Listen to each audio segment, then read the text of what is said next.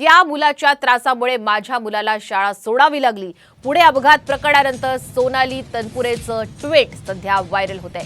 वाईट प्रवृत्ती असणाऱ्या मुलांची दखल वेळीच घेतली गेली असती तर असा भयंकर गुन्हा कदाचित घडला नसता, अशा पद्धतीचं ट्विट आता सोनाली तनपुरे यांनी केलेलं आहे। आपण पाहतोय आता पुणे ड्रंक अँड ड्राईव्ह प्रकरणामध्ये अल्पवयीन मुलगा वेदांत अग्रवाल याच्या संदर्भातलं एक महत्त्वाचं ट्विट मानलं जात आहे।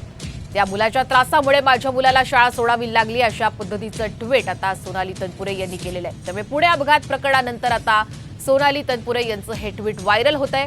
वाईट प्रवृत्ती असणाऱ्या मुलांची दखल वेळीच घेतली असती तर असा भयंकर गुन्हा कदाचित घडला नसता, असं ट्विट आता सोनाली तनपुरे यांनी केलेलं आहे। त्यामुळे पुणे अपघात प्रकरणाला आता एक वेगळंच वळण मिळालेलं आहे। वेदांत अग्रवाल यांच्या संदर्भातलं हे ट्विट अतिशय महत्त्वाचं असं मानलं जात आहे।